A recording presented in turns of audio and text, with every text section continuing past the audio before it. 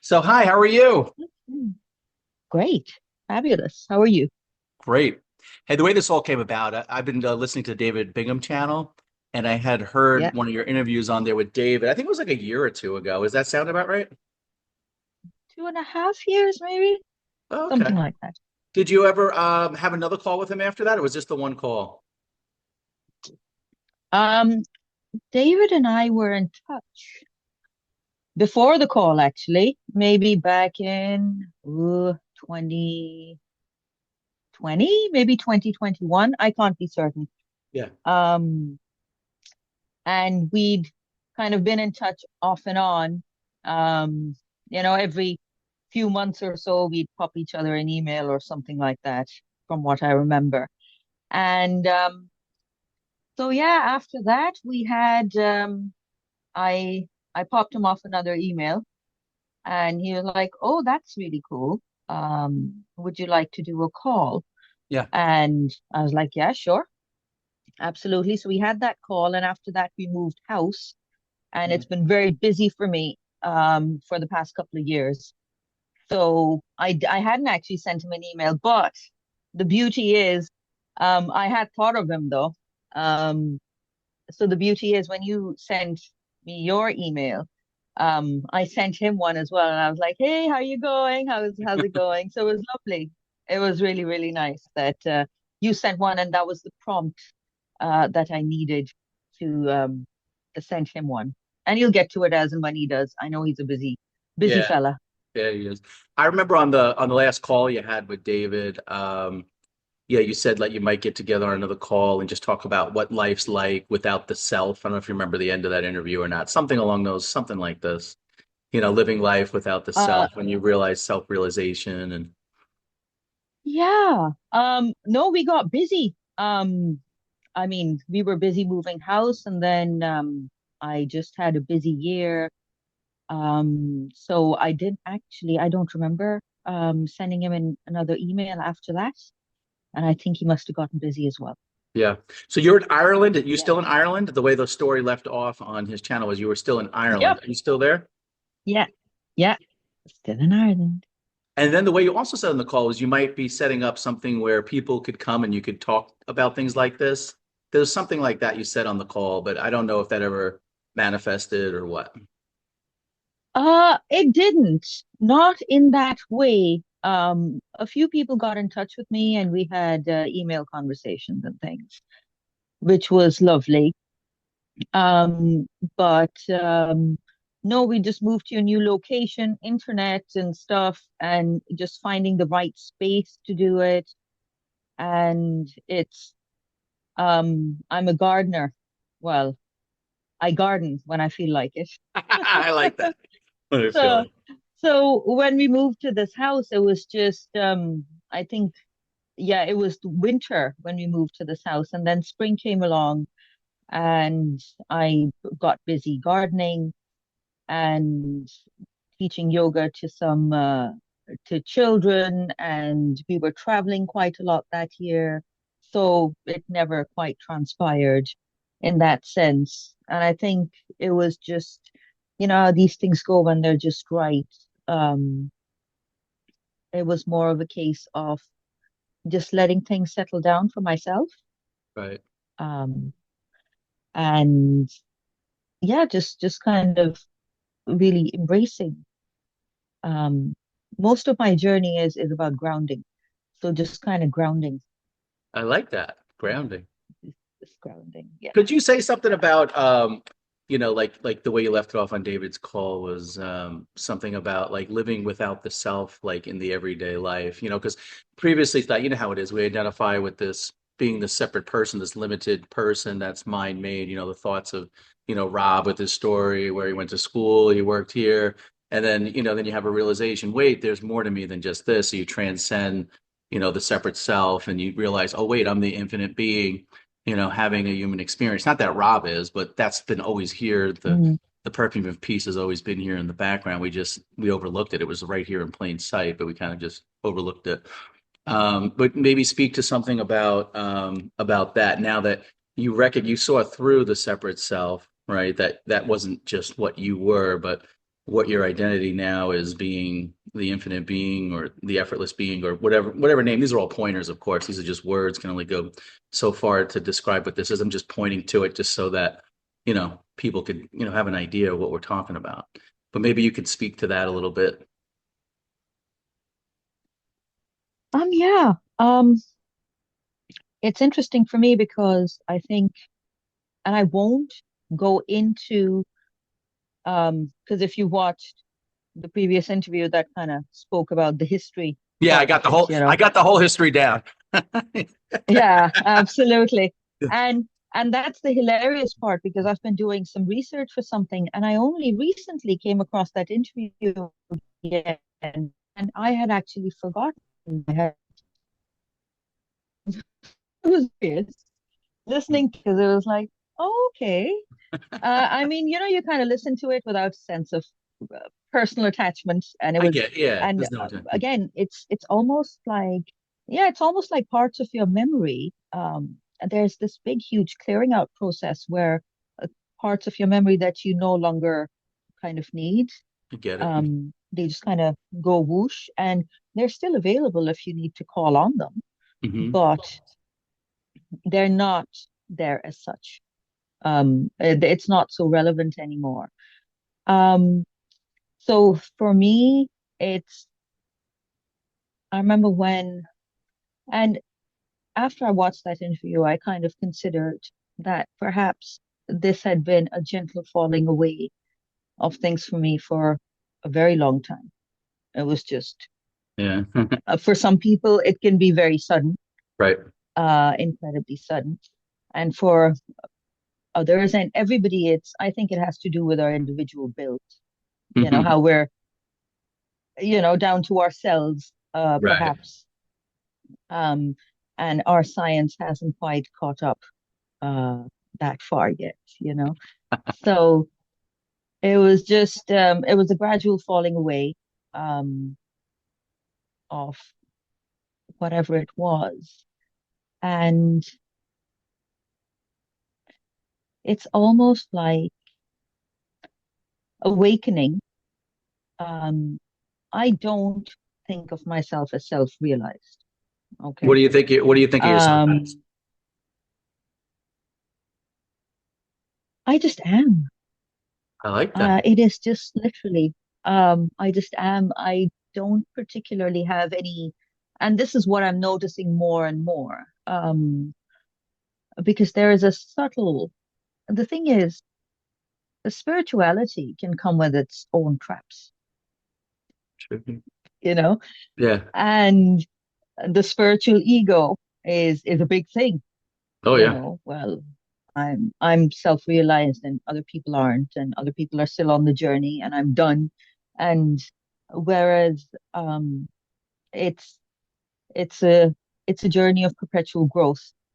And that's why I'm still in it as far as I'm concerned, because um I get bored easily. I remember you saying that on the last call. You get bored easily. That was funny. And if it's done, then I mean, Now what what? else? Yeah. But now what? Yeah. And now it's so it's very much about, and there are many different kinds, and it's just words. There's no use categorizing it as such, but there can be many, many, many different kinds of awakenings. And whereas we can talk about it and there is common ground, but the way it happens can be very different. And Adyashanti actually talks about it. I absolutely adore him. He doesn't teach anymore. Um, but in terms of embodying whatever we go through, um, I think his body of work is really well worth a look. Just in the sense of how it integrates itself in the body, how it integrates itself in the psyche, the different aspects of it. And very often, if and the way non-duality is about self-inquiry. All right. So there are pointers, and we look at the pointers, and the pointers are basically the finger pointing to the moon. And you come to a realization when you keep asking yourself, who am I? Who am I? And not focusing on the answer. Just you're just asking yourself the question. Or you can proceed in the way of what am I not? I'm not the Not body, I'm this, not the not that, mind, not the thoughts, not the not mind, that. Yeah, not the the feelings, not niggy the niggy emotions. approach. Absolutely. So it can get you to a point of mental realization that I'm none of these things. All right. Um, so and Adya kind of describes it as, you know, the mental awakening part is the easiest part to describe, Now, right? how does one embody it? And How they go beyond just them intellectually knowing it, but actually living it, experiencing it, embodying it? life is the greatest teacher. I like that. Life happens, life will bring up stuff in different ways for different people because it is really, because at the end of the day, if it were about realization, then you know what? I would realize it on a mental level and then poof, I don't need to be here anymore. Okay, I don't need to be in this body. I don't need to be breathing. I don't need to be raising my kids or Right. doing any of the other things, right? But the fact is, I am still here Yes, you as are. a functioning human being. And then I have found that life will throw you situations so that that can actually get drawn deeper. So it's almost like the situations arrive. It's like the process of evolution. So in order to get to a mental awakening, you prepared the ground. You did the work on yourself. You asked yourself the questions. Life taught you. Suffering perhaps brought you to a place. Mental suffering, circumstantial suffering brought you to a place where it was like, okay, I'm done. I don't want to suffer anymore. And you have to be at that place, which Right. is, and a lot of people now, to be fair, aren't at that place. And it's lovely that they're asking themselves the question, but you have to be done. I am not going to live like this anymore. So then you You have to surrender, make right? the decision. Then you surrender at that You point, would you say? surrender. Yeah. Absolutely. And after that, it's a process of the surrendering never stops. So more and more things will come in your way, emotions will rise, your body will change, your brain actually gets rewired, your physiology will change. Um, I'll, I'll, I'll give you an example. Sure. Um, so last year, because the last chat, like we said, I had with David was 2.5 years ago. And last year, um, I'm from Pakistan originally. My mother still lives there. And last year was also a year of kind of, it was very busy with traveling and so. And my mother got sick in Pakistan. Okay. She had brain bleeds and she had a brain aneurysm. And neither my sister nor I live in the country. So my aunts basically rang and it was like, okay, it's kind of hit and miss. Okay. You need to come now. And I, knowing them and knowing how well they handle situations, they wouldn't have said that if they didn't mean it. So I flew over immediately and I spent the next couple of months with her while she went through surgery. And for me, it was a great reminder for myself, for example, that, Ramdas, I love, I adore Ramdas. And Ramdas always used to say, if you think you're enlightened, go spend a week with your family. Yeah, I've heard that. Rhonda Byrne, you're talking about? Yeah. Okay. The greatest secret, right? Yeah. Yeah. Yeah, yeah. No, Ramdas said it. Ramdas was an Oh, American Ram Dass. teacher. I was thinking of Rhonda's Yeah, greatest Ramdas. Yeah. secret. And she probably writes about it or mentions him Yeah, in she her book, did in the book. Yeah. The Yeah. Greatest Secret. Yeah. Yeah. Um, so it was a process of just learning to be with it. It's learning to be with your emotions. It's learning to be with not judging yourself for feelings of loss may arise, and just learning to be completely present with the other person. Because when you are with somebody who is going through a lot of pain and you can't do anything about it, what can you do? You can provide them with with your presence, do everything for them that you possibly can. But I couldn't go in there and stop my mother's headaches and the pain that she was going through and the emotional pain that she was going through, because she's an incredibly independent woman. And to be reduced to a place where you need help for everything that you do, Mm. you know? So, um, and I was watching myself through it, and it was very much a case of I wasn't suffering because we've done work over the years on our relationship. And for me, it was a case of if she had decided to leave, then it would be fine by me. Mhm. You know? It's fine. It's okay. We're all going to go. And um, so, for example, that was a circumstance that required more and more surrender. And your heart is touched in such a deep way, that cannot be put into words, really. And then I came back um, from there because I have children, um, and one of them is quite young. Obviously, I was going to come back anyway. Yeah. And and then my daughter fell sick, Oh my goodness. you know. So it was a year of service and really getting grounded into it. So it's almost like a few years ago, what had left, something left. I can't speak about what left or how it left, but it landed back.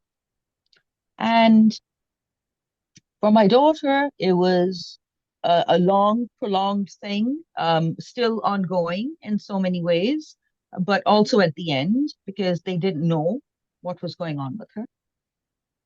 Um, so you go through all of the motions, um, you try you, but what I noticed was that things spontaneously arose. Hmm. I didn't go into suffering, Oh, good. but it's being at a place of ease with everything that needs to come off you, come away from you.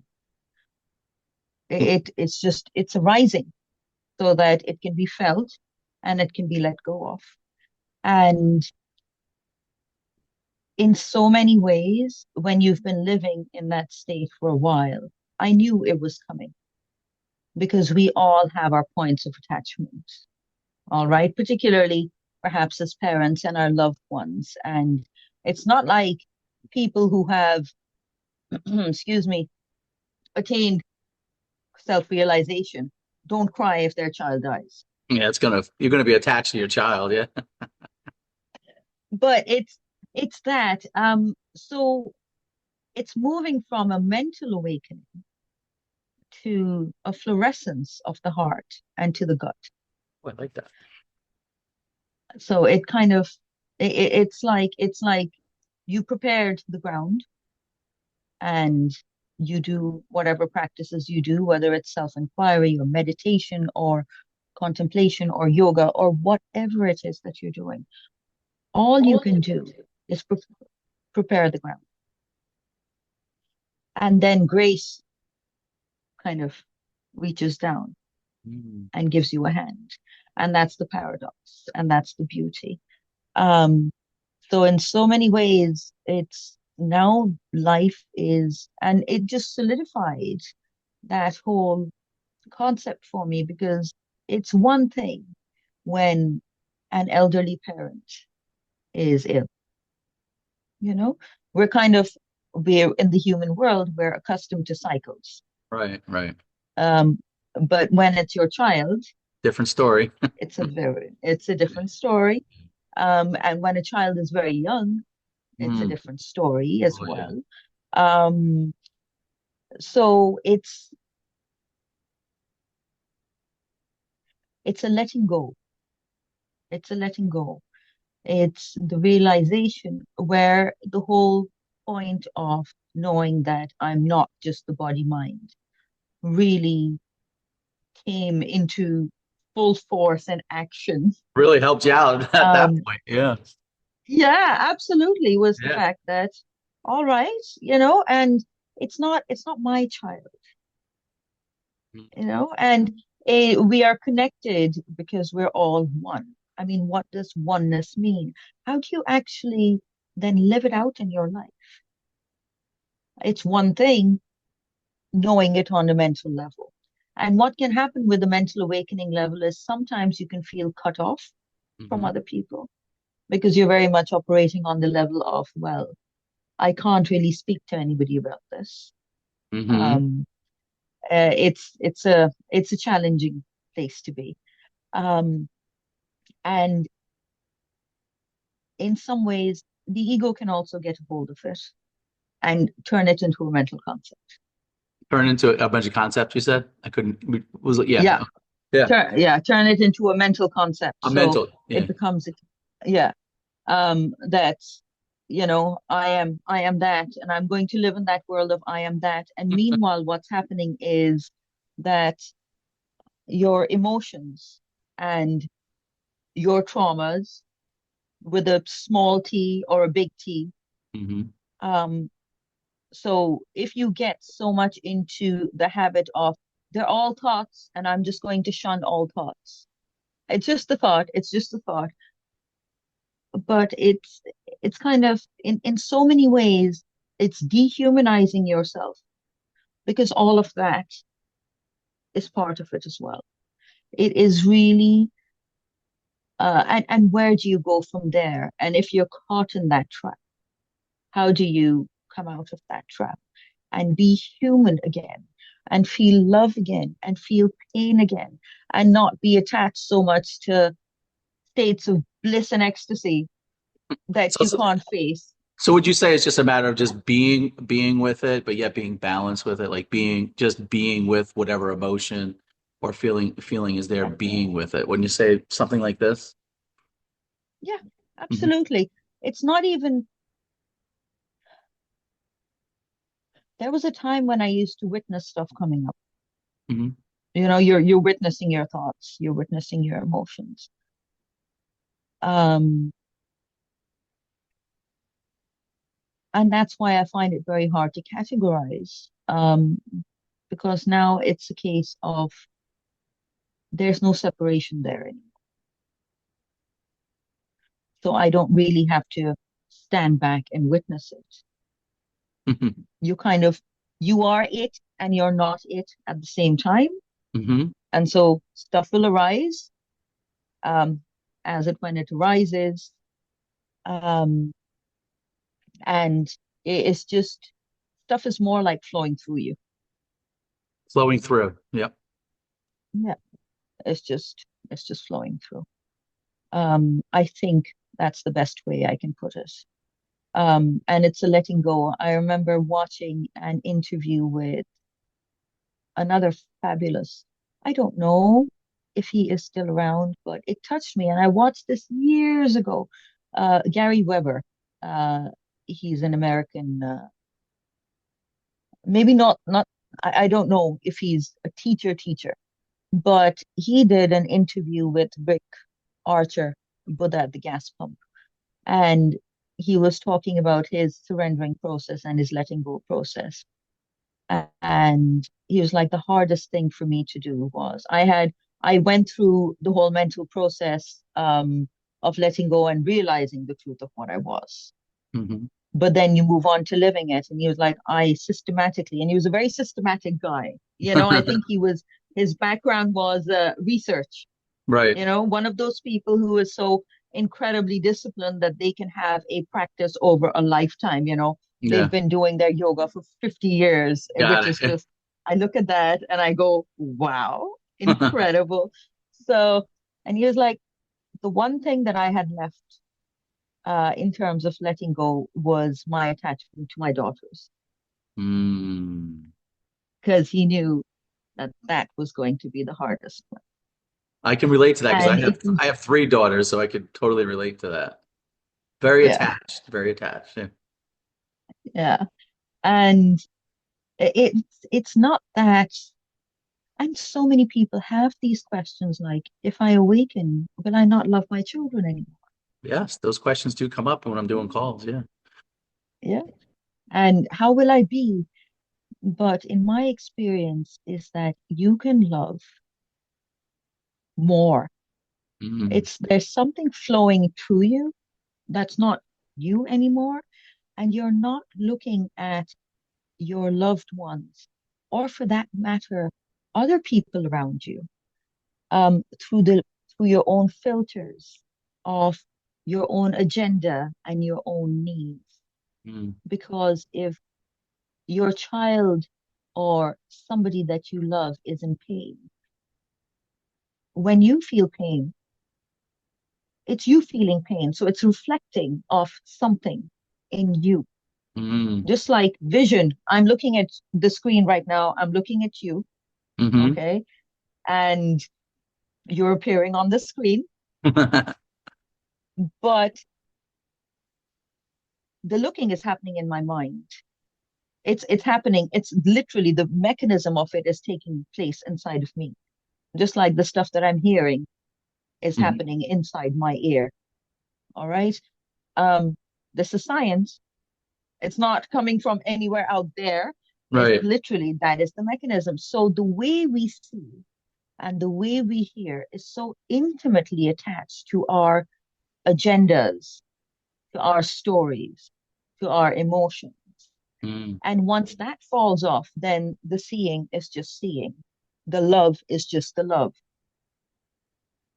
And I suppose when people speak about unconditional love, I suppose that's what we're kind of Pointing to, yeah. reaching for. So Yeah. yeah, so it's love. Love then kind of becomes more of a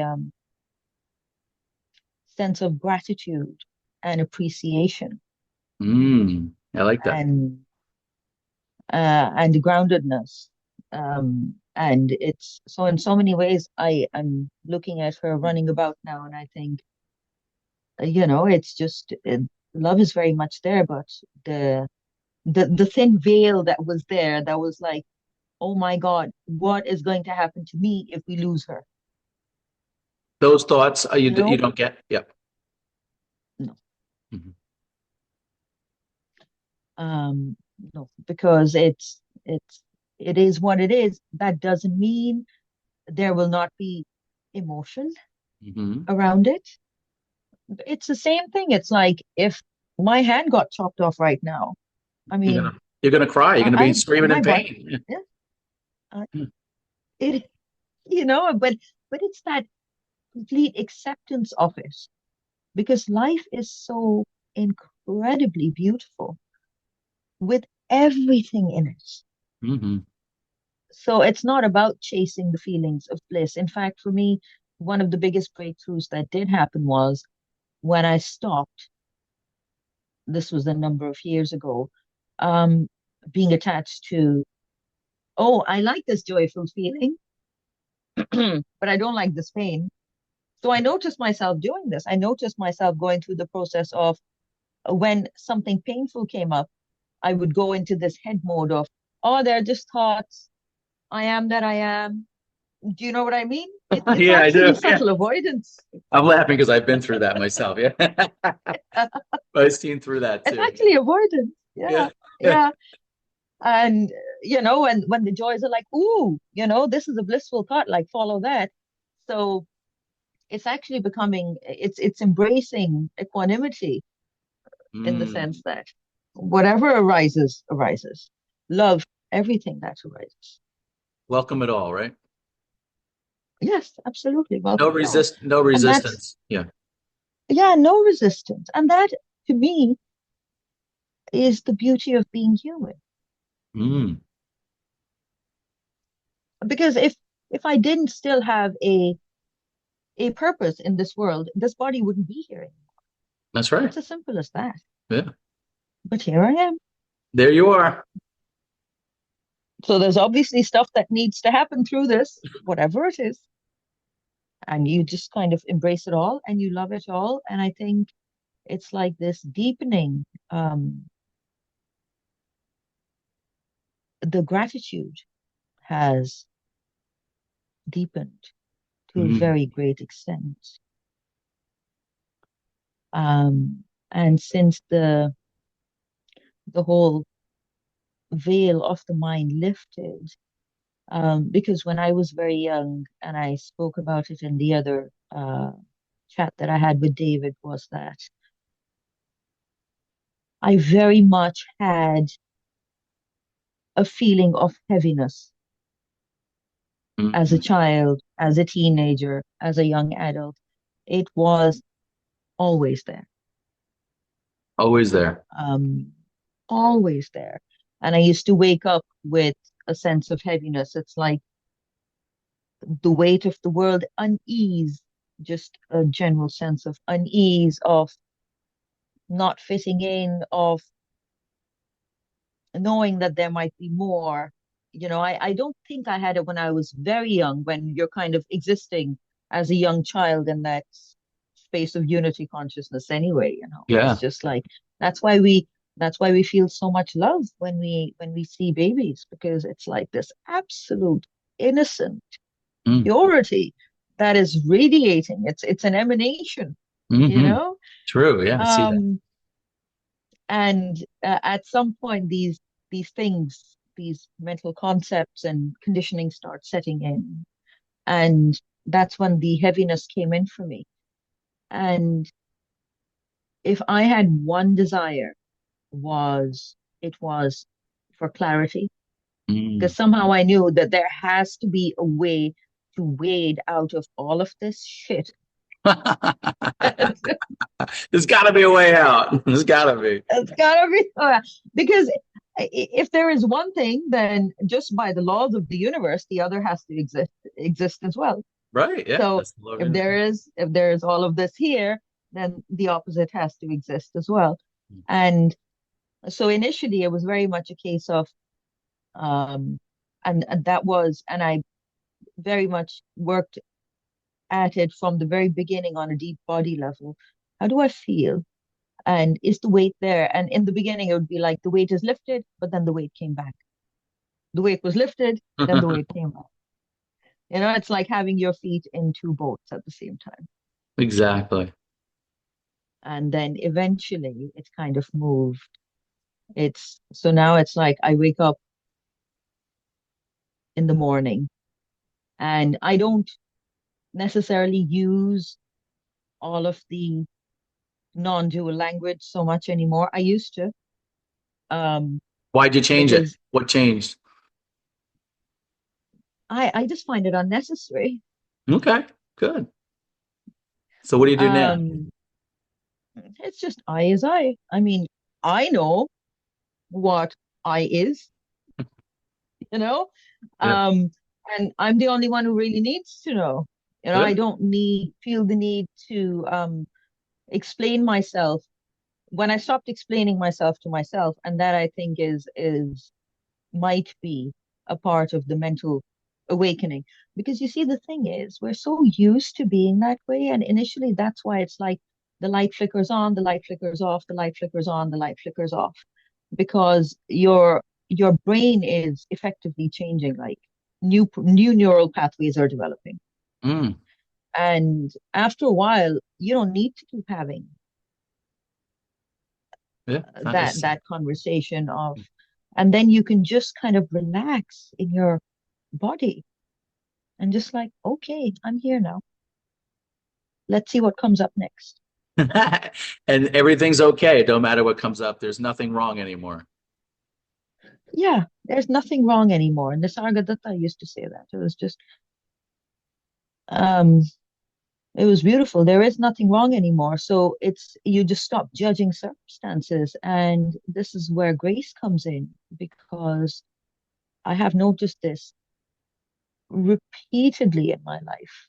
Um, is that wherever there's a challenge, sometimes in the beginning, years down the line, you kind of realize, oh, once you fully integrated it and worked through your emotions and done your forgiveness of yourself and others wherever required, then it used to kind of sink in that, oh, that's why that happened.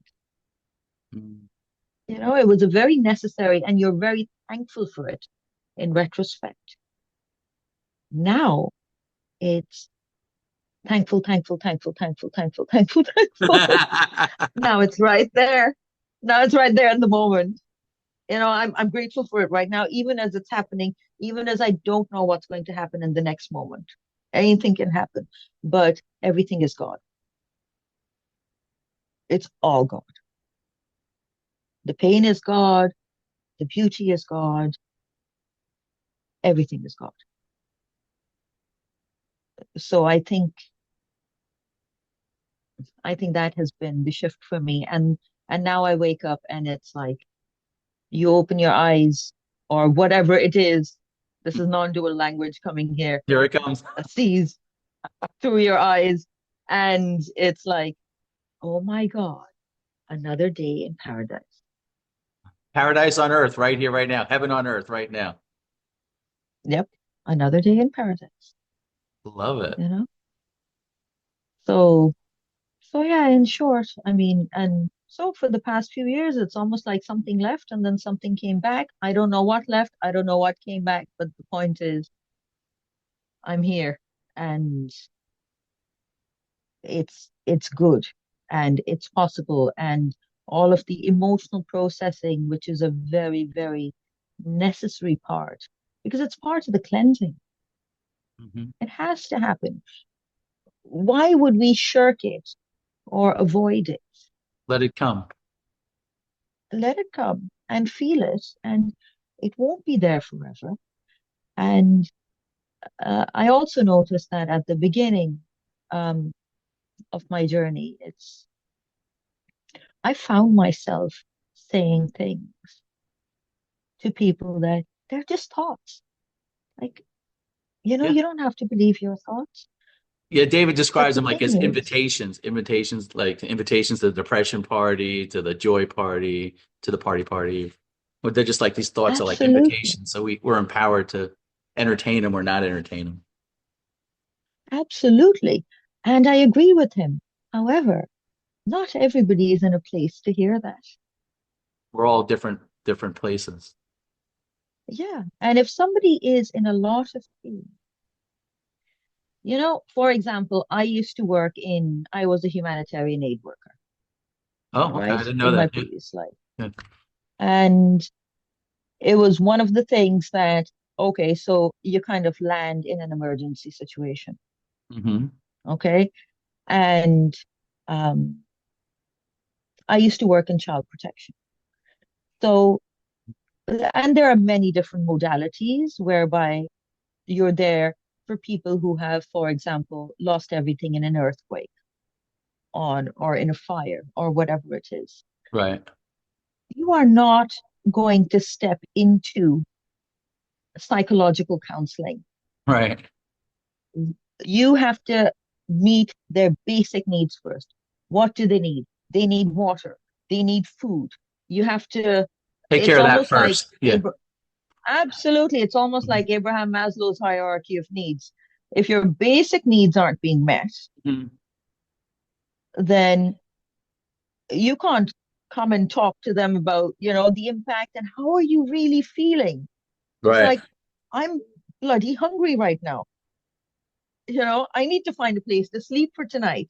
So you have to proceed with the basic needs first. And then, yeah, you move on to the other stuff and you look at the impact that that might have had on the individuals and the community. So you kind of proceed in an orderly fashion, Mhm. I so see. to speak. So for somebody who is in a place of a lot of pain or in a lot of loss, telling them that these are all thought forms. Not going to be helpful. No, So I guess that speaks to our intuition. We have this intuition. It kind of guides us to let us know yeah, when's the right time to say something or what to say. It just kind of flows through, that intuition, you know, that like that inner knowing, that sense, you know what I'm talking about? Absolutely. Um, and that can take some time to come back online as well, depending on how deeply um, it may have been repressed. Hmm. And then it doesn't become a case of, it's no longer a case of I'm walking around in this world and, you know, um, I'm awake and everybody else is sleeping. It's not Funny. that at all, Yeah, it's you what, know? yeah.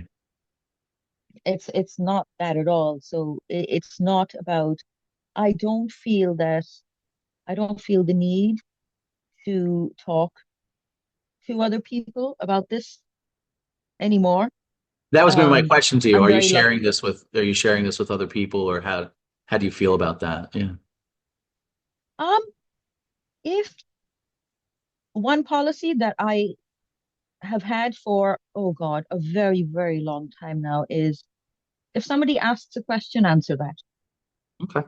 I like that. because that actually creates an energetic space. So if a question has arisen out of somebody, that means there is the space there. It's just pure physics to Mhm. receive an answer. Um, but apart from that, it's like when you're kind of in oneness, I mean, I never feel short of, I don't feel the need to express it. And I'm very lucky to have a partner who, bless his darling heart, spend years listening to me yap on about this stuff very That's what I was patiently. gonna ask you. How is he taking all this? Let's put him on the get him on the phone. I want to talk to him. I know, yeah, absolutely. Um, he's great crack. But it's um, John doesn't take stuff personally in that sense. That's It's good. just like in so many ways he's it's funny, it's like when I was telling David about this years ago, he was like, yeah, sounds like he was born enlightened. You know, I he's still love very it. much human, but it's just so he's just let me, because he is very aware that this is hers. I'll hold space for her and let her work away, Yeah, there you you go. know, let her Good. talk away.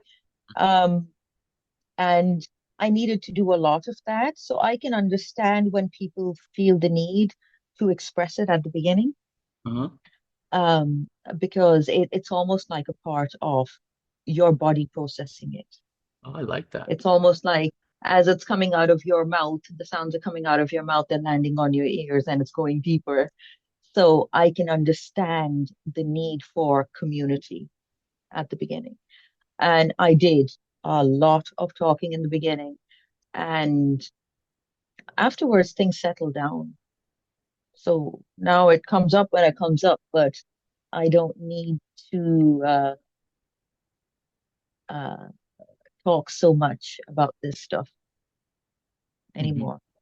It's just, I think the more it becomes embodied, the more you're kind of at ease of living with it. And my measure is always going to be through my body. Um, and sometimes I wonder if women, and I'm not saying men aren't, just in terms of where your physiology comes in, if women perhaps are more connected through, because it's like Shiva and Shakti, you know, it's through the act of you create, your body creates a human being and then you give birth to it, you Wow. know. Yeah, We go incredible. through we go through so many more changes Hmm. in our bodies um than men do True. in so many ways, Mhm. you know. So I wonder if Um, and I don't know how you might have found that in your conversations when you have them, because, you know, the infinite being is the infinite being. It is Hmm. beyond all of this. But at the end of the day, infinite being is right there coming through you as Rob. And even if Rob is a fictional identity. Do you know what I mean? Yeah, I get It it. has still, it's still manifesting Yeah, through you, right. It's manifesting and through. me, That's why I it's like like, you said through. I like when you say that it comes through you. That's the sense I get. Yes. yeah, absolutely. And for me, it's manifesting through this, little Asian lady. I love Do you know what I mean? And that I find is the absolute magic of it, it. It really is. is that it's just coming through all of us in such different ways. So you'll have your quirks. Hmm. Your quirks won't ever go away. Yeah, my wife tells me the same. Even if My you're wife says the same thing. exactly, You guys are in absolutely, agreement. no matter how much, yeah, no matter how much you're abiding in yourself, your quirks and stuff, and you really hear, it's really interesting. Like if you read about people's accounts, like Nisargadatta Maharaj he was him. He was a very, very distinct individual. Mm. And even though don't, I mean, I'm from Pakistan, but he spoke a very different language. I believe he spoke Tamil, I think. And I remember there was an audio of his. So whenever he was communicating with people who used to come and see him, it was through an interpreter. Oh. Okay. And so you can hear him in the background. And it's like this little man is shouting. It's so adorable. It's just he had a very particular energy about him, Yeah. and for a very long time he was a chain smoker, and he was, though, I mean, incredible. Um, uh, his his teachings and his way of expressing things, such incredible clarity. Hmm. And I mean, that's where, I mean, I believe Sailor Bob was one of his students. Yeah, I like Sailor Bob. And What's wrong with right now? Unless you think about it. I love that. what I love. absolutely, and yeah, and Sailor Bob just passed Yeah, yeah, I heard very that. recently. Yeah. Yeah. And then through Sailor Bob, there was John Wheeler Yeah, that's what David and had listened. David Bingham had listened to him on that. yes, absolutely. And John only he didn't teach for that long. Yeah, where I He haven't stopped heard anything teaching a about very John long. Wheeler. He just kind of fell off. I guess he just stopped teaching. I guess, or John Wheeler Yeah, maybe he just felt that everything that had needed to come through him came through. Yeah, had come through him. yeah, he was Um, very clear, who very knows? easy. He had a lot of clarity. He Incredibly, spoke like right to it. incredibly so. So easy to see. Yeah. And some people have that gift, and I think through this whole journey of awakening, it's also a journey of, so you can't,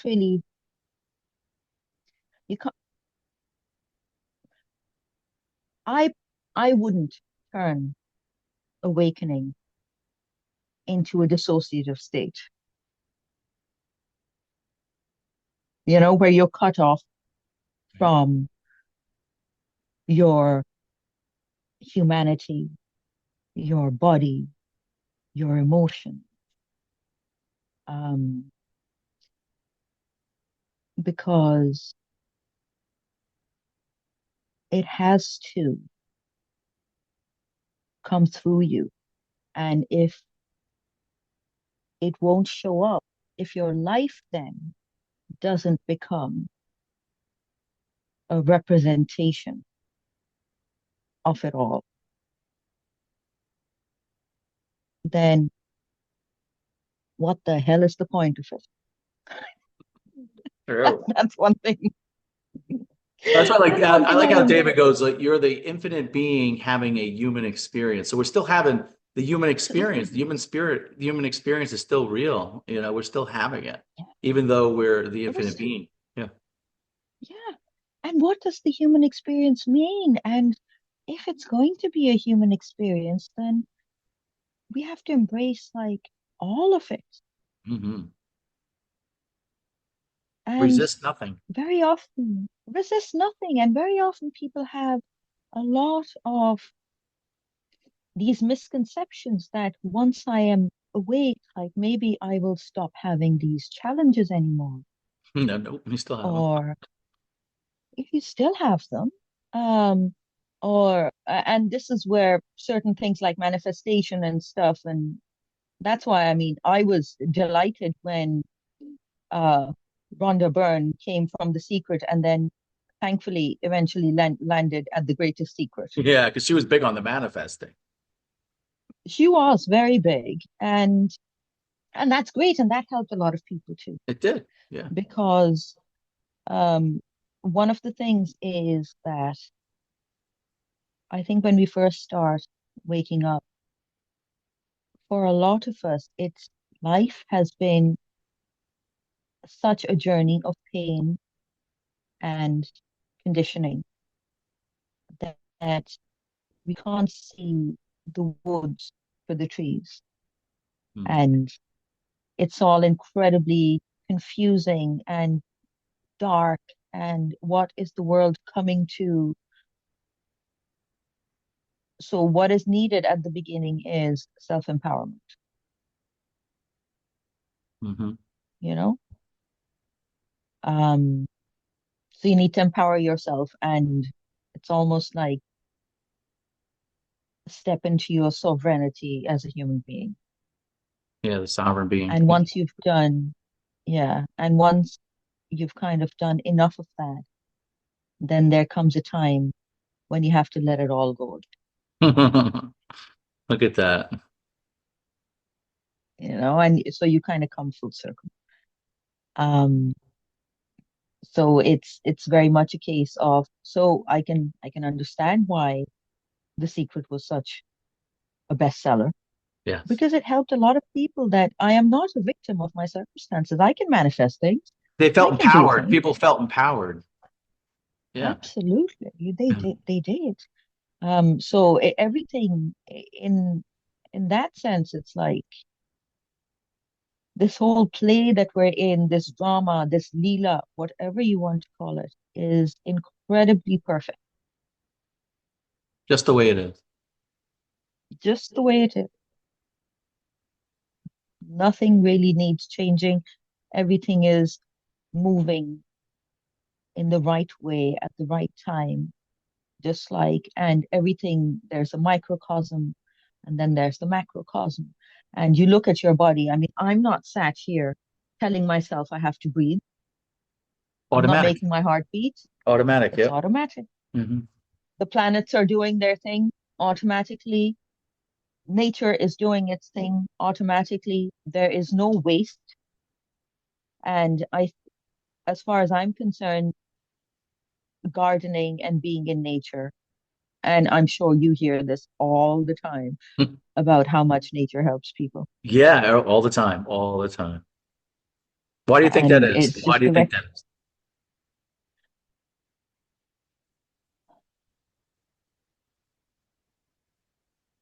As far as I'm concerned, Hmm. nature is perfect. The time that I've spent in nature, I think, as everything that human beings have learned, all Hmm. of our technology, everything that we have developed, nature is the source of it, because nature's been there much longer than we have. True. So it's the source of our inspiration. Hmm. And we come from here, we come from the earth. And by nature, I don't just mean like our physical earth. I mean the planets, I mean the universe. It's all part of nature. Hmm. So we come from this and we go back into this in one way, our bodies, one shape or so there is this inherent force in it that is forever calling us back. And that's why it's that place that you go to ground, because it feeds you. In some ways, I think it's also a mechanism of grace in so many ways. And it's also because if you spend any time observing nature at all, nothing is wasted. True. Yeah. It's just like it's an energetic field where everything is being, we haven't imported all of the stuff that humanity has done since we started. We didn't bring in stuff from other planets. It was all here. All in Already here. present. It's not being trucked in from anywhere. And not being plugged in from anywhere. So it's like it's probably the closest, one of the closest things that we can experience in terms of going back to source. I like that. So I think that's why it's like put your feet on the ground and just observe nature. Nature has its own rhythms. It will your your body is nature. You're not actually separate from it in any way. And even on the journey to awakening, what a lot of people then realize is that whenever feelings come up of feeling separate or feeling playing a victim in your life in some place that am I going to be provided for? Am I making enough money? If you look at nature, it's like everything is provided for. Yeah. If you do any sort of gardening, you grow one fruit and a fruit has thousands of seeds in it. That's abundance. Yeah. I think Sorry, you were saying. Even Jesus said something like that, like, look at the lilies of the field, how they, something, how they're clothed. And he was pointing to nature and showing how everything was taken care of automatically. They weren't It stressing always the is. tree. So The tree isn't stressing out about anything. It's just relaxed. no, exactly. It's It's just just being. It's being. just being. Yeah, it's just being. And it doesn't feel the pressure to do anything else. No, it just it just surrenders to everything and just it's just here. Absolutely. So I think that's why. I think nature is, in terms of being human, one of our easiest pathways to source body wise, Right. I like that. because our body comes from it and it goes back to it. Um, and yeah, it's where did the whole concept of reduce, reuse, recycle come from? It comes from nature. Yeah. Nature automatically does those things. It's all automatic. It's all automatic. So a lot of people on my channel, they're either awakened, self-realized, whatever term you want to use. Um, Hmm. and some of them are not. Some of them are searching or looking. So the people I find the people that I talk to that are self-realized or awakened, whatever you want to say, a lot of questions I get with them is about integration. Hmm. And then the ones that are searching and stuff like that, they just, they want to know like, what do I got to do to realize my true nature, or they're searching for something more than what they have. Do you have anything you want to speak to on any of that?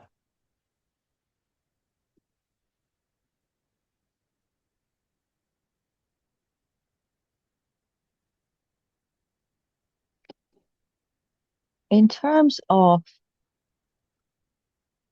preparing for awakening, Hmm. um, humanity has always evolved, and I know it feels like it's very small pockets, but as far as I'm concerned, awakening is going to spread like wildfire. I like that. Okay. It's our true nature. You can't avoid it. I like It that. is, it is happening. All right. So it's going to happen anyway, in its own time, in its own place. What one can do, and as far as I'm concerned, awakening is an act of grace. You don't get to dictate it. You have to let go of control. If anybody thinks that if I do X number of practices for so many years, or you're just taking your mind Hmm. into that. So basically what you're doing is you've already got this really heavy backpack full of rocks, and you take out the rocks and you put them into a different backpack and you put that on. And you think, oh, I've changed. Yeah. And very often that happens. It's like people move from one sort of belief system to another belief system. Yeah. Awakening is all about letting go. Letting go. Let go of trying to dictate the timing, let go of trying to control it, let go of thinking about, oh, if I do this, this might happen. because when it does happen, it's going to happen in its own timing, and it's going to catch you unawares, Mm. It's true. and it, you're going to be stripped of stuff, and the awakening process, the more open you remain to it, it will look after itself. It will churn up all of the circumstances and situations that you need in order to move through all of your different levels of awakening if you open yourself to it. Nisargadatta Maharaj used to say, and I think all of the teachers have said it in their own way, earnestness. You really want to have to want it. Mm. It's got to be this desire that you have. And that desire arises either when you've really suffered enough Hmm. and you've just had enough, or some people are born with it. It manifests in different people in different ways. Um, One thing you can do is prepare the ground. Yeah, you mentioned that earlier. Prepare the ground. Yeah, I like that. Prepare the ground. Prepare the ground. It's like before I go to plant something in the ground, before I put the seed in, I want to make sure that my ground, the ground, is ready. So even though nature in itself is always ready, but if I am doing cultivating of some sort, it's like I want to make sure that the soil is the best possible and the compost that I will use for planting a seed is not necessarily going to be the same compost that I'm going to use for the sapling. Do you know what I mean? Yeah, I get it. Yeah. So so you prepare the ground, and that can be done through a number of practices. Find one that suits you. And it doesn't have to be anything complicated. It could be where you feel most at ease in yourself. I like follow your ease. Wherever that ease level, follow That your ease, effortlessness. Yeah, wherever that that ease, ease level. effortless. Yeah. Yeah, Comes natural. absolutely. Yeah, sounds natural. And there are going to be hiccups in the process. So, and it will guide you. It's, there's always guidance available.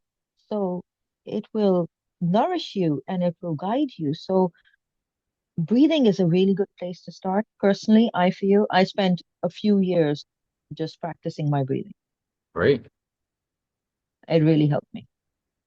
Um, just learning how to breathe, and you'll find where your breath gets caught. Like, s- is it because when you're in nervous mode, or when your cortisol levels are high and your nervous system is really all over the place, which is usually the case for us, Yeah. you might find that, wait a second, my breath actually doesn't go below my chest.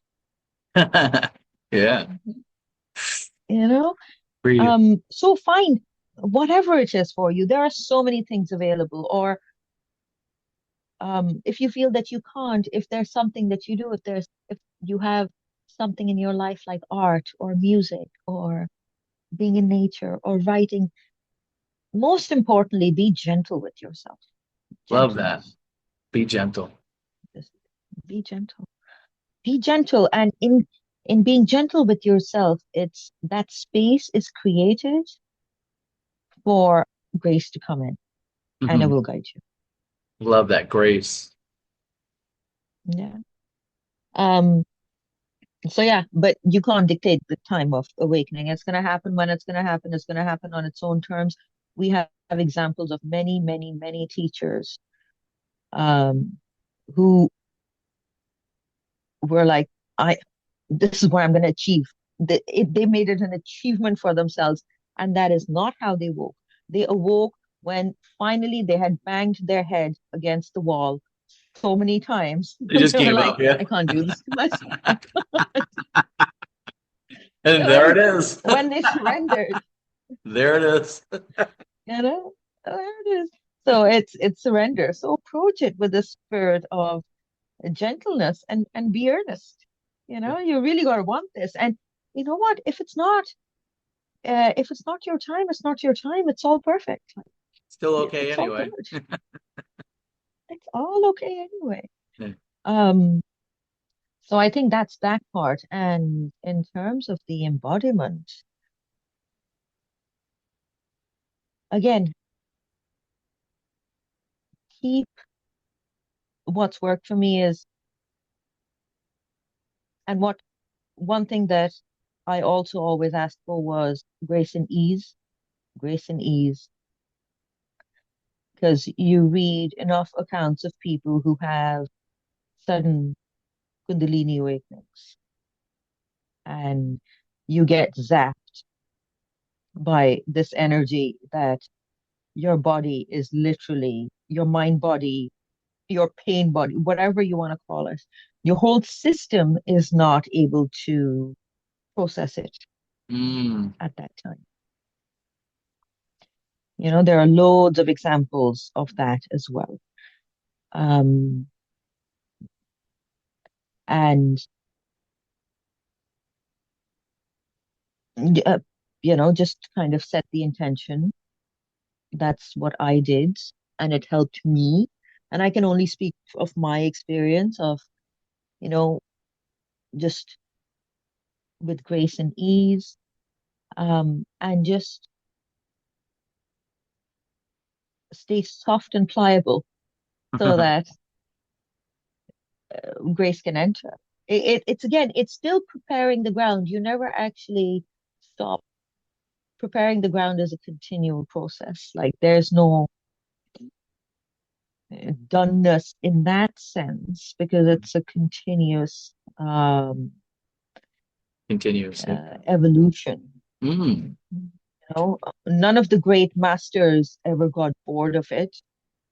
Um, it was just gentle sort of, and it's almost like you're never given more, even if somebody is going through a hard time. It's almost like accept that you were built for it because you're never given more than you can handle, ever.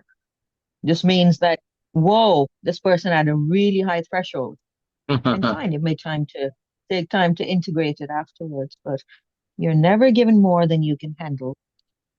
Um, and just it'll keep coming in slowly and slowly. And it's like initially, for example, for me, I used to get like these energy downloads, Oh, really? Mm. um, that, yeah, that would just temporarily fry my system. Prior system? I was just, yeah, I was exhausted. I was shattered, exhausted for days afterwards Like because there was something, lay in bed kind of exhausted or yeah, just like I'm out, like I'm done, you know? you're fried. And yeah, it was just, and then and I spent a lot of time resting because I don't think I'd ever really allowed myself that kind of rest Mm. because I was an incredibly ambitious young person, Well, like starting you know? businesses or just doing higher education, Just, hustling like that, or yeah, higher education. Yeah, yeah, just hustling, like, until I was doing all of this, it was all about building my career and yeah, wanting to go from A to B. And then I had my son in the process, so you become busy as a mother as well. yeah. It was just always, I was so deeply unhappy in myself that, and the irony is I didn't realize it. You didn't what? You get so, I didn't realize it. Okay. You At the get time. so used to carrying that, yeah, you didn't used to, you get so used to carrying that heavy backpack with you all the time that it's once you have to put it down to realize that, oh my God, I've been carrying that for all that while and I didn't realize it. I didn't even realize it. Yeah. Yeah. So, and your body will adjust and your nervous system will adapt. Just trust, just deeper and deeper and deeper levels of trust. Hmm. And so what's This it is like all now? about So now you got away from the hustle and the bustle that like what's your everyday life like now? Is like did you set up your days now where there's a little more ease, a little more relaxation throughout your day and stuff like that? Mhm. Yeah. And that's what it looks like for me. And everybody is built differently. But yeah, I kicked out everything out of my life that I didn't need, that was unnecessary, that was peripheral, that wasn't important for my well-being. I prioritize my well-being and my alignment before anything else. Love it. And I started doing that a number of years ago. It was like, okay, like I gave up work because I wanted to focus on this, and just an element of trust was there. I have some savings. I live off my savings. And if I need to go back to work, I will. And that time never came. Okay. And So I've always you're been still looked not working after. right now? You're not working right now? No. No? I mean, I do loads of work. I just don't do work for money at I the know what you're moment. saying. Yeah, I know what you're saying. I mean, my days are incredibly like full and busy and beautiful. And every day is, I've never quite understood the meaning of same old, same old. It's always fresh. It's always fresh. It's always new. There's always something else. And now it's like the, like I said, for example, the energy used to fry my system before. Yeah. It's not like the energy's gone anywhere. It still Still comes there. through me. Yeah. It's still there. But again, your system adapts to anything new. It's just new. That's all. Just take getting And that, used to. yeah, Yeah. that was my mantra for a long time. If I was faced with a circumstance like that, it's okay. It's just new. It's just new. Simple things like easy is right. It's just new. I love I it. mean, it Be just, easy yeah, about it. Be really easy about it. Yeah. Be easy, kind to light touch, yourself. hug Kind to yourself. gently. Yeah. Yeah. It's really, I mean, it is really within everybody's realm um to accept it. So yeah, my days are beautiful. I wake up with a sense of, wow, I wonder what's gonna happen today. And whatever happens, happens. And there's no pressure. Um, there's no stress. And then you get your gifts. And at the moment I am working on something because um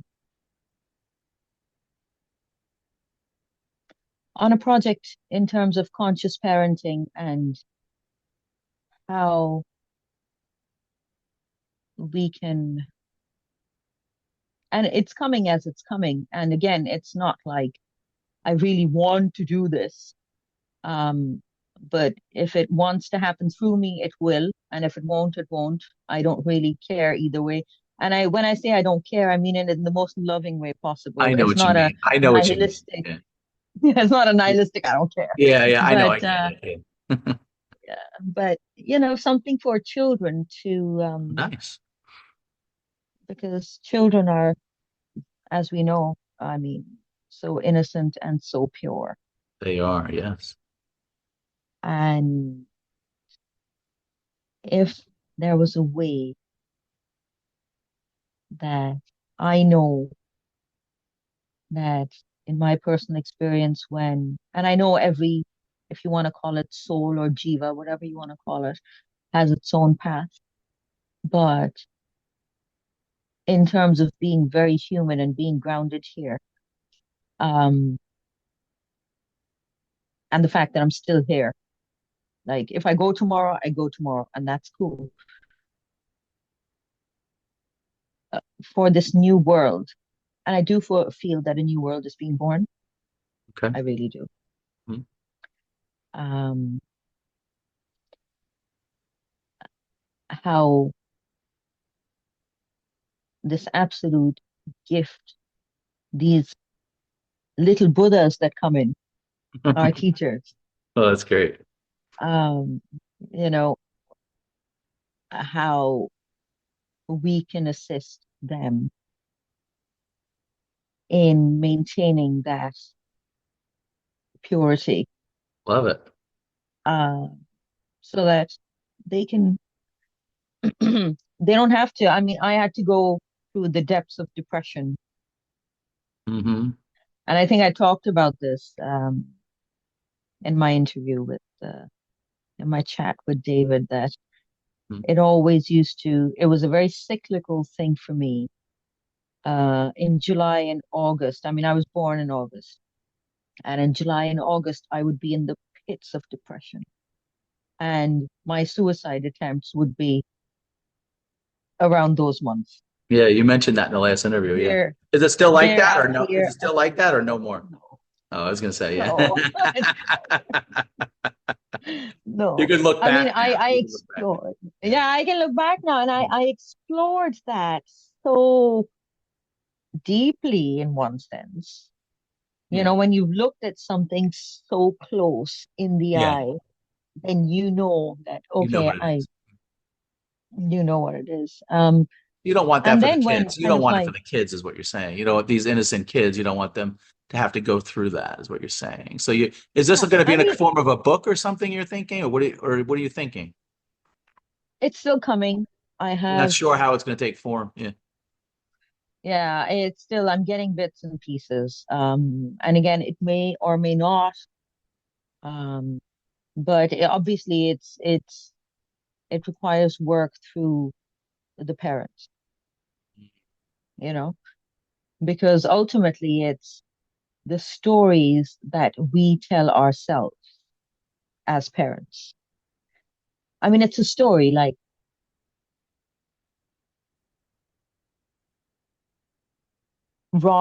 Robert has,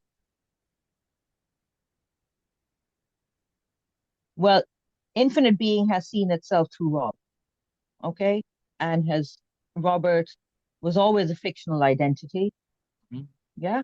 Yeah. Oh, it was a case of mistaken identity. So as you are moving around in the world now, Mhm. that infinite being is pouring through, Right. right? That's what dictates, that's why you started up this channel, that's why you wrote your books. This is why you do what you do, you Correct. know? Yep. Mhm. So it's manifesting itself through you like that. So for somebody who hasn't, they have a story of pain and trauma and how the world is a really difficult place. Mhm. And they have children. So in their mind, they are always preparing their children to deal with this Oh. really difficult place. Oh. Yeah. Yeah. Yeah. So that is their story. That is the parent's story, then, isn't it? Yeah. And that is the story of conditioning that gets passed down from generation to generation to generation. So it's time to change the story. So it's time to change the story. And so, therefore, any sort of parenting, conscious parenting, and there's a lot of work that's been done on conscious parenting. A lot of it is from a psychological point of view. Yeah. Um, but I haven't, and it's not like I've gone looking either. But this again has to come through the parent. Um, so in order to kind of work with children, you have to go through the parent first, obviously. Right. Right. I get it. So start with the parents, You know? telling a new Yeah, story, a better story. absolutely. And everything that is being done right now, the work that so many teachers are doing, the work that David is doing, and you starting this up and making this Yeah. accessible to people, all of this is contributing, isn't it? I mean, you're a Yeah. dad yourself. Yeah. Absolutely. So, and how do you feel, for example, the way that you live right now? How is that getting filtered down to your daughters? Yeah, and you're right. It does speak to because the kids will even say to me like, Dad seems different. Like he's not as reactive as he used to be.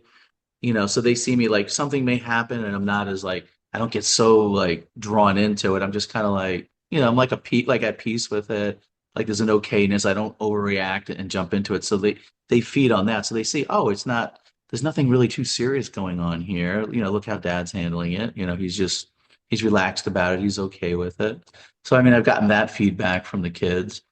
I just noticed myself, as far as parenting, I'm more allowing too. Like I don't overreact to things. Like I give them their space to have their freedom to be able to do what they want pretty much. I mean, of course I guide them and just let them know like different things, that can happen in the world, stuff like that. But I'm not like from that place of fear or the seriousness of everything. And I don't feel the need to control them. I feel the need to empower them or give them, I want to give them space to explore and to be free and to try things out. And, so I found that from a parent standpoint, it's changed that way. And isn't that beautiful? Mhm. Yeah, it's That beautiful. is just, that's incredibly beautiful that they have that space. And then it's like if they know that dad isn't going to be reactive, then if they're going through something, they're just more likely to, Mhm. I'll go and talk to dad. Yeah, they do Dad that. will, Because I know it's a judgment-free zone. I'm not going to judge them. It's like, okay, it's okay. Whatever it is, I love you unconditionally. Like we talked about that earlier. It's about exactly. love, like loving them no matter what they're doing or saying. Of course, you may not agree with everything your kid's doing, but you're not going to like judge them for it. Who are we to judge, Give them their space to explore and make them feel that they can explore and make choices in life and do things. And you're just there as dad, just there to support them and give them the space that they need and give them the love that they need and pick them up when they're down and congratulate them when they're excited, just look at it like that. Absolutely. Yeah, What a beautiful way to look at it. It's just, again, it all comes down to holding space, isn't it? And it's really. not like you need to sit down with your kids and talk to them about non-duality. No, no, I don't do that. You You don't just need to. Do you no, know what I you mean? can you can communicate just through the silence or just like you said, embodying your example, or they could, well, you know how kids are. They mimic what the parents do. You know that. Yeah, so they're picking up even And subconsciously or with what you're doing. They see you're like a living example before them of how life works. and that's all that's needed. And I find that works with other people as well. So I don't necessarily feel the need to talk to other adults about Hmm. this stuff either. It's just if you're living it, you're living it. And Yeah. it's just, my work is always on myself. And people feel it. And if they want to open up and if they want to talk about it, that's cool. And if they don't, that's cool as well. But you can just be present with them. And in regards to this particular thing, I mean, my son was uh, my inspiration. Because when I started waking up, he was, bless his darling heart, he was as old as my daughter is now, maybe a little bit older. He was 7.5 or so. Uh, And at some point, I had the nous. Thank God. I think Grace stepped in. Grace has stepped in and stopped me from doing a lot of stupid shit. And I love that. it I has, love that. and encouraged me to do other things. And so it was really because I was going through all of this. And the other thing is that when you sort of like awaken, one of the most uh, important urges that you get is, I need to share this. Yeah. I need to share this. It's like this human urge of projection is so strong. It's really fascinating. Uh, Um, and so I kept my mouth shut basically. And I was like, you know what? I am going to do an experiment and I am not, unless something comes up or unless he asks a question, I'm not yeah. really going to, uh, you know, proselytize to him. Yeah. Prophesy. Yeah. Um, yeah, sorry. Yeah, my English is my second language. It's all good. It's all good. It's all good. And so I did, um, so I didn't, I just lived it, you know? And now he is going to be 18, you know? And it has been an incredibly a beautiful journey. Great. And he is having his own realizations. That's beautiful. And like Yeah. you said, it's just making yourself available, I would say what it is. Because even David Bingham, he always talked about that too when he first, became so for or realized this and he wanted to share it. Remember how he like sent out that video of that radio station like always and nobody responded. He tells the story in some of his interviews. And but then he just said what he learned from that whole thing was just to follow your intuition and just so then he learned just make yourself available, and just see what comes naturally or effortlessly, what just kind of shows up and it's just the next natural thing instead of putting forth all that striving and trying to control it to make it work out. It's just being available and letting it flow through. And that's we could do the same thing with our kids. Just be available. I know like Madison, she's also 18. She's on one of the videos. You could Mm. probably see her. Um, Mm. because I got my book printed. It came through Amazon. So she's like, Dad, what's this? I go, oh, it's just a book I wrote through Amazon. So she opened it up and she's like, oh, this is cool. She goes, you want to do they call it an unboxing. You ever hear of this where they do the unboxing? Because she does like this, No. yeah, on the social media, a lot of the kids do like an unbox. So you go, let's do an unboxing. I'm like, okay, that sounds fun. So I did like an unboxing thing with her about the book. It was kind of funny. So I put it on my YouTube channel. A Oh. lot of people like it, but it was just a way to involve her. And then she was like reading. She goes, okay, the chapters in the book are, discovering your true self and, like whatever, the different chapters that were in it. And she was, reading Mm. through it. And then later she was asking me, so what does that mean, Dad? Or, like stuff like that. So it's cute how you make it playful and fun. And then, you just make yourself available and then just see what arises naturally. Absolutely. Absolutely. So yeah, our small person needs to go to sleep. All right. Well, then Um, we could end there. And thank you so much for joining the call. And it was so nice to get caught up with you. I yeah, think a lot of what you said is going to benefit a lot of people. yeah, because I mean, initially I thought that we could have this as a pre-chat, um,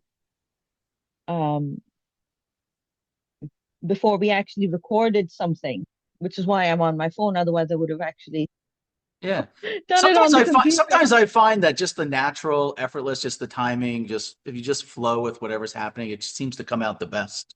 And I think this was a great call. I'm, that's great. I mean, it really doesn't, I'm not concerned any which way, because um yeah, I wasn't sure in one sense if, I mean, your channel has a particular audience and whether it's because I don't really use a lot of the non-dual terms Yeah, no. and No, my channel's imagery very free. We're so just much very free anymore. speaking like this. We're not all into all those Yeah, radical non-duality and all these. But it's not like that. It's very natural, just like this. And it's a lot of people that have had interviews with David Bingham, like just people just like yourself. So it's just very natural, ordinary, and helpful. So I think this call will be very helpful to people. sure, absolutely. Work away if it All right. suits. I don't mind either way. Thank you so much. It was such a pleasure talking to you. Thank you. Much love. I would pranam, I would pranam you as well, but my other hand is holding my phone. All right, I'll let you go. I'll let you go. Take Much care, love. Robert. Much love. You